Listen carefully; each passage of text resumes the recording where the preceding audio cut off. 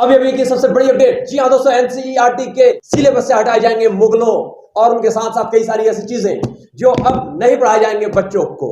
जी हाँ दोस्तों, आप बिल्कुल सही सुन रहे हैं। क्या आप NCERT national council of education research and training में बात कर रहा हूं। ये वो सरकार है जिनको तमाम लोगों से नफरत है, और ये वो सरकार है जो कि अपने हिंदुस्तान में इन्होंने कोई ऐसा काम किया ही नहीं जिसकी वजह से इनको इतिहास में पढ़ाया जाए, जिसकी वजह से इनको इतिहास में बताया जाए। और जिन लोगों ने अपने इस हिंदुस्तान को सींचने में, बनाने में, इस हिंदुस्तान की आजादी में अपनी अहम भूमिका निभाई थी, उन चीजों से इन लोगों को दिक्कत है, इन लोगों को तकलीफ है। मैं पूछना चाहूंगा कि जिन मुगलों की बात कर रहे हैं कि उनको, उनकी बात, उनकी अहमियत को, उनकी भूमिका को इन सिलेबस से निकाली जाए। तो जिस वक्त अंग्रेजों ने भगत सिंह को फांसी के फंदे पर लटकाने लगे और उस वक्त अंग्रेजों ने भगत सिंह से सवाल किया था कि आज हम लोग 150 से 200 सालों तक हिंदुस्तान पे राज किया, तुम लोगों को इतनी तकलीफ हो गई, लेकिन मुगलों ने 600 साल 800 साल तक इस हिंदुस्तान पे राज किया, तो तुम लोगों को तकलीफ क्यों नहीं हुई। तो भगत सिंह का सिर्फ एक ही जवाब था कि हिंदुस्तान में मुगलों ने राज किया था और उस वक्त उन्होंने इस हिंदुस्तान को सींच करके भारत को सोने की चिड़िया बनाया था। और आज आप बात करें national council of education research and training से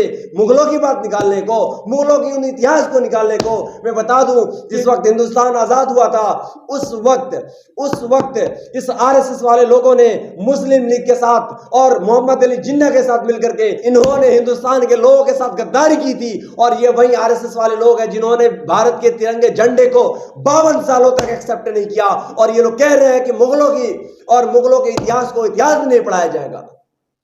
हो सकता है कि आप इतिहास के पन्नों से मुगलों को मिटा दे, हटा दे, लेकिन आप उनकी भूमिका को नहीं मिटा सकते जिन्होंने हिंदुस्तान को सींचने में अदा किया था।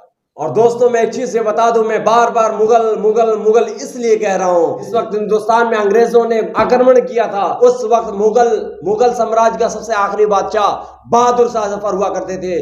और उस वक्त उन्होंने कहा था कि तुम हमारा समर्थन करो। मैं बहादुर शाह जफर की बात कर रहा हूं, जिनसे अंग्रेजों ने कहा था कि तुम हमारा समर्थन करो। उन्होंने कतई और कभी उनका समर्थन नहीं किया, जिसका नतीजा यह हुआ कि उनके 2 बेटे थे और दोनों बेटों का गर्दन काट के प्लेट में उनके सामने, थाली में उनके सामने परोस दिया गया। और उस वक्त भी बहादुर शाह जफर, ये वही मुगल साम्राज्य का आखिरी शासक था हिंदुस्तान में, जिसने कोई पलटी नहीं मारी और उसने अपने हिंदुस्तान के लिए अपने बेटों को गवा दिया और खुद उनके जेल में कैद हो गए, लेकिन कभी हिंदुस्तान की बुराई उन्होंने नहीं सोची। और आप कह रहे हैं कि इतिहास के पन्नों से, इतिहास से उन मुगलों की बात को मिटा दी जाए। अगर हम बात करें एनसीईआरटी के डायरेक्टर, तो उनका ये कहना है और उन्होंने अपने बातों में यह सफाई दी है कि उन तमाम चीजों को नहीं हटाई दी है। ये सोच जो है कितनी सही है, कितनी गलत है, आप हमें हमारे कमेंट बॉक्स में आकर जरूर बताएं। और एक बार अपने ख्यालात, अपने सोच और अपने बातों को हमारे कमेंट बॉक्स में आकर जरूर रखें। नहीं तमाम के साथ हलचल खबर देखने वाले आप दर्शकों का बहुत बहुत धन्यवाद, शुक्रिया।